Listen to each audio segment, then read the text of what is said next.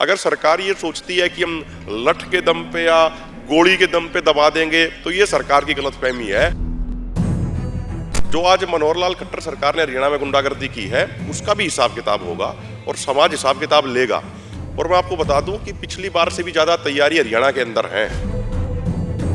हरियाणा में इंटरनेट बंद है, हरियाणा में छापेमारी हो रही है, पासपोर्ट रद्द करने की धमकियां दी जा रही हैं, बच्चों का कैरियर बर्बाद करने की धमकियां दी जा रही हैं। ये ना सोचें कि इनसे हिसाब नहीं लिया जाएगा, समय सबका हिसाब करेगा। जो आज के शासक हैं, जो आज के तानाशाह हैं, वो माताओं बहनों को घरों में जाके धमका रहे हैं, छोटे छोटे बच्चों से बदतमीजी कर रहे हैं। 13 ਤਰੀਕ ਨੂੰ ਦਿੱਲੀ ਕੂਚ ਦੇ ਵੱਲ ਤਿਆਰੀਆਂ ਨੇ ਜਿਹੜੀਆਂ ਕਿਸਾਨ ਜਥੇਬੰਦੀਆਂ ਦੇ ਵੱਲੋਂ ਕਰ ਦਿੱਤੀਆਂ ਗਈਆਂ ਨੇ। ਸ਼੍ਰੀ ਫਤਿਹਗੜ੍ਹ ਸਾਹਿਬ ਨਤਮਸਤਕ ਹੋਣ ਆਏ ਨੇ ਅਭਿਮਨਿਊ ਕੁਹਾੜ ਤੇ ਨਾਲ ਜਗਜੀਤ ਸਿੰਘ ਜੀ ਡੱਲੇਵਾਲ ਤੇ ਸਾਡੇ ਨਾਲ ਅਭਿਮਨਿਊ ਕੁਹਾੜ ਜੀ ਜੁੜੇ ਨੇ ਤਾਂ ਉਹਨਾਂ ਨਾਲ ਗੱਲਬਾਤ ਕਰਦੇ ਹਾਂ। ਤਾਂ ਅਭਿਮਨਿਊ ਜੀ, ਜਿਵੇਂ ਹੁਣ ਅੱਜ 12 ਤਰੀਕ ਦੀ ਇੱਕ ਮੀਟਿੰਗ ਹੈ, ਤਾਂ ਮੀਟਿੰਗ ਦੇ ਸਿੱਟੇ ਦਾ ਇੰਤਜ਼ਾਰ ਕਰ ਰਹੇ ਹੋ ਕਿ ਅਟਾਲੋਂ ਵੀ ਦਿੱਲੀ ਦੇ ਵੱਲ ਕੂਚ ਕਰਨਾ है? देखो, अगर मांग पूरी नहीं होगी तो दिल्ली की तरफ कूच 100% होगा। और जो ये छोटे छोटे बच्चे हैं ना, इन बच्चों के भविष्य को बचाने के लिए जा रहे हैं। अब आर या पार की लड़ाई है, फसल और नस्ल को बचाने की लड़ाई है।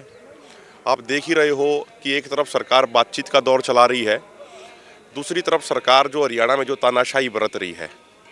फिर ये कोई नई चीज़ नहीं है, हमारा इतिहास रहा है। छोटे साहिबजादों को किस तरीके से उनके साथ क्रूरता करी गई थी उस समय के शासकों द्वारा, आज भी वही चल रहा है।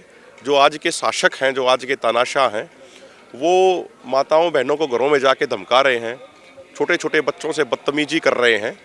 लेकिन ये ना सोचें कि इनसे हिसाब नहीं लिया जाएगा, समय सबका हिसाब करेगा। जो आज मनोहर लाल खट्टर सरकार ने हरियाणा में गुंडागर्दी की है उसका भी हिसाब किताब होगा और समाज हिसाब किताब लेगा। और मैं आपको बता दूं कि पिछली बार से भी ज़्यादा तैयारी हरियाणा के अंदर है।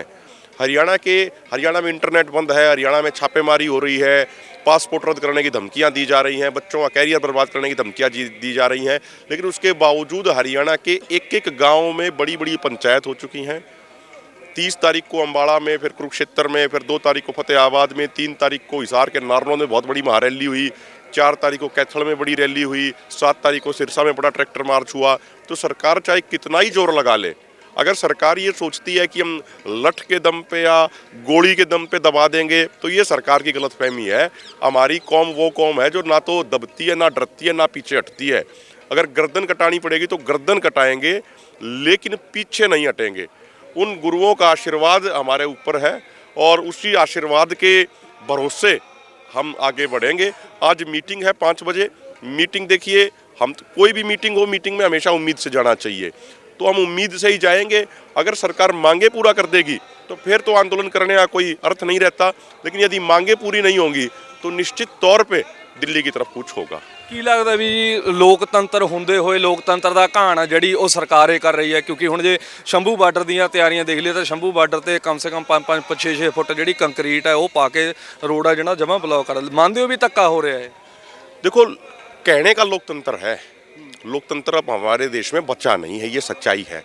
पिछले 1 महीने से जर्मनी में, फ्रांस में, रोमानिया में, बेल्जियम में किसान ट्रैक्टरों के साथ सड़कों पे प्रदर्शन कर रहे हैं।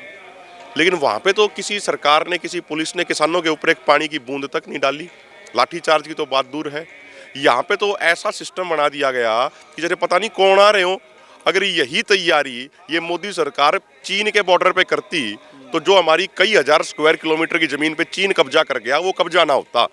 अरे ये तो देश के किसान है, देश की तो सरकार होगी, कोई विदेश की सरकार थोड़ी है, कोई हम विदेश से थोड़ी आए हैं। हमारे पुरखे इसी ज़मीन पे तो थे, ये ज़मीनें आबाद करी, इस देश के लिए कुर्बानियाँ दी। तो ये जो तरीका है सरकार का, ये तानाशाही तरीका है, तानाशाही रवैया है। और मैं आपको कह दूं, देश का एक एक किसान ये फैसला ले चुका है कि एमएसपी गारंटी कानून बनवाने के लिए, किसान मजदूरों की कर्ज मुक्ति कराने के लिए, लखीमपुर खीरी के घायल और शहीदों को न्याय दिलाने के लिए, भारत को WTO से बाहर निकलवाने के लिए ये मोर्चा लड़ा जा रहा है। और आज यहाँ पे मत्था टेकने आए हैं और परमात्मा से, वाहिगुरु से, रब से ये एक प्रार्थना उनके चरणों में करी है कि परमात्मा इतनी ताकत हमें देना कि ये मोर्चा मजबूती से, साफ नीति से, साफ नीयत से और निस्वार्थ भाव से हम लड़ सकें। तो परमात्मा के चरणों में यही अरदास करने, यही प्रार्थना करने के लिए आए हैं। ਕਿਉਂਕਿ ਕੋਹੜ ਸਾਹਿਬ ਜਿਵੇਂ ਆਪਾਂ ਦੇਖਦੇ ਹਾਂ ਵੀ ਚਲੋ ਜਿਹੜੀਆਂ ਮੰਗਾਂ ਨੇ ਉਹ ਜਾਇਜ਼ ਤੌਰ ਤੇ ਹਰੇਕ ਕਿਸਾਨ ਆਪਣਾ ਹੱਕ ਮੰਗ ਰਿਹਾ, ਪਰ ਪੰਜਾਬ ਦੇ ਵਿੱਚ ਤੁਸੀਂ ਹੁਣ ਹਾਲਾਤ ਦੇਖੇ ਹੋਣੇ ਆ, ਕੁਝ ਕੁ ਜਥੇਬੰਦੀਆਂ ਦੇ ਵੱਲੋਂ ਸਹਿਮਤੀ ਪ੍ਰਗਟਾਈ ਗਈ ਹੈ ਵੀ ਹਾਂ ਦਿੱਲੀ ਦੇ ਵੱਲ ਕੂਚ ਕਰਨਾ, ਪਰ ਕੁਝ ਕੁ ਜਥੇਬੰਦੀਆਂ ਪਿੱਛੇ ਹਟ ਰਹੀਆਂ, ਤਾਂ ਇਸ ਚੀਜ਼ ਨੂੰ ਕਿਵੇਂ ਦੇਖਦੇ ਹੋ? देखो, ज़्यादा बड़ी बात नहीं कहनी चाहिए, लेकिन जनता सब देख रही है, किसान सब देख रहे हैं, कौन क्या कर रहा है वो सब समझ रहे हैं। अब वो भोला किसान नहीं बचा। अब जो चौधरी छोटूराम जी कहते थे कि हे भोले किसान दो बात ले मान, बोलना ले सीख, दुश्मन ले पहचान, तो चौधरी छोटूराम जी के वंशजों ने बोलना भी सीख लिया और दुश्मन को भी पहचान लिया। हमारी लड़ाई कॉरपोरेट घरानों से है, उनकी गलत नीतियों से है। हमारी लड़ाई कॉरपोरेट घरानों की गुलाम सरकारों की गलत नीतियों से है। अगर कोई किसान संगठन कोई गलत बयानबाजी कर भी रहा है तो वो उसको मुबारक है, हम तो फिर भी ये कहेंगे, उनको शुभकामनाएं देंगे। लेकिन ये जरूर है, संयुक्त किसान मोर्चा अराजनीतिक और किसान मजदूर मोर्चा दोनों फोरमों ने ये तय किया है कि हमारा कोई भी लीडर चुनावी राजनीति में नहीं जाएगा, पहली बात। दूसरी बात, हमारे किसी भी स्टेज पे कोई राजनेता नहीं आएगा और हमारे व्यक्ति किसी राजनेता की स्टेज पे नहीं जाएंगे।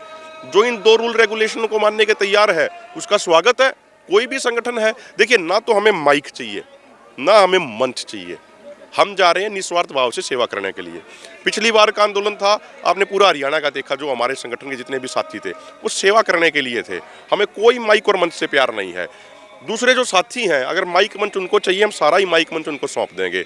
लेकिन जो दो ये बड़े रूल रेगुलेशन हैं कि चुनावी राजनीति में नहीं जाएंगे और ना किसी राजनेता की स्टेज पे जाएंगे, ना किसी राजनेता को अपनी स्टेज पे आने देंगे, ये रूल रेगुलेशन मानने पड़ेंगे। अगर वो मानने को तैयार हैं, लिखित में एफिडेविट दे दो, आ जाओ, सबका स्वागत होगा, क्या दिक्कत है उसमें? कोई हमारी पर्सनल लड़ाई थोड़ी है, देश के किसानों की लड़ाई है।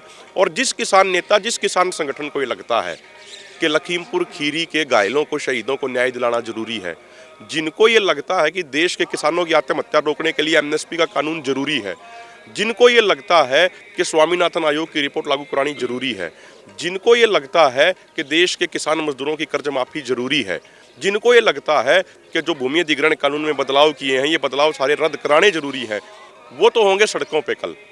और जिनको ये महत्वपूर्ण विषय नहीं लगते वो अपने घरों में बैठ सकते हैं, उनका हम क्या करें?